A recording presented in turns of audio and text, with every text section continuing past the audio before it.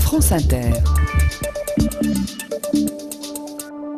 Rassurez-vous, ce matin, aucune plaisanterie sur notre invité Éric Besson. Je préfère m'abstenir. La dernière fois, cela avait pris des proportions de dingue.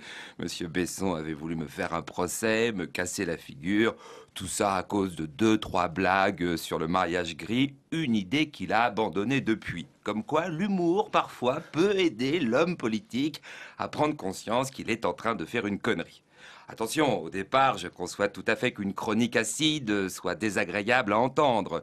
L'homme politique menace, s'agite, tape des pieds, réclame votre tête, un comportement d'enfant gâté tout à fait excusable chez des individus entourés en permanence d'une foule de courtisans serviles, apeurés, le doigt sur la couture du pantalon. Cela dit, une fois la colère passée, lorsque le politique prend conscience que l'humoriste avait raison de chambrer son idée à 2 balles, une boîte de chocolat, un bouquet de fleurs, quelques lignes de repentance griffonnées sur un Bristol seraient les bienvenus. C'est peut-être le seul aspect ingrat du métier d'amuseur. Nous sommes rarement récompensés de tous les bienfaits que nous apportons à nos dirigeants. Donc, pas un mot sur Éric Besson.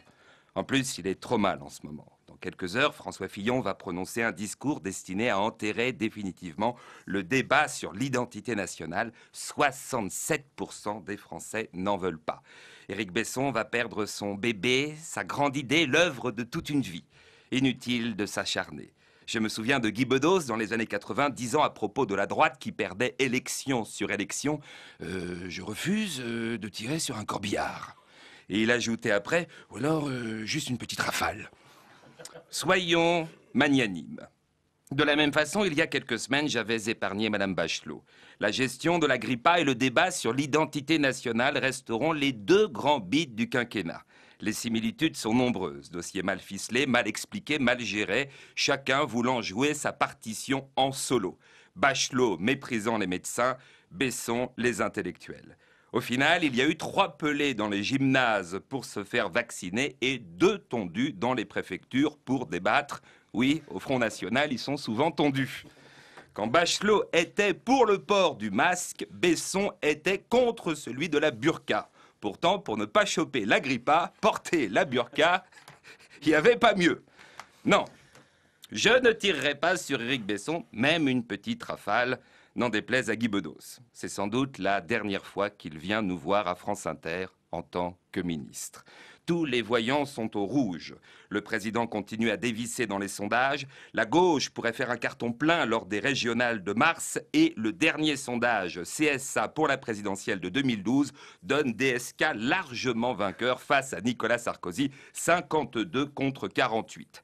Le président réfléchirait déjà à un remaniement de la dernière chance. Cette fois-ci, aucune personnalité de gauche ne sera conviée. Inutile d'essuyer un refus. Autant il y a 2 ans, rejoindre le Real de Madrid, c'était bigrement tentant. Autant aujourd'hui, signer au Paris Saint-Germain, ça n'intéresse personne. Le 22 mars prochain, après la probable raclée de la droite au régional, un charter de ministres devra partir. À son bord, Éric Besson. Comme les dizaines de milliers de sans-papiers qu'il a expulsés, le ministre connaîtra à son tour le bannissement, la solitude et l'humiliation. Un dernier coup de téléphone reçu à 6 h du mat en provenance de l'Élysée, lui annonçant sa disgrâce. Vous voyez, j'ai tenu parole, Nicolas. Pas une méchanceté sur Monsieur Besson.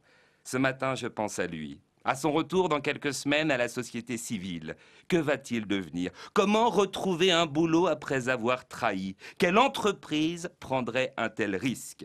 Dès lors, peut-être que M. Besson devra fuir la France pour se réfugier au Mali, en Albanie ou au Niger. Souhaitons qu'ils aient plus de cœur que lui, afin qu'ils ne s'acharnent pas à l'expulser. À demain, Nicolas.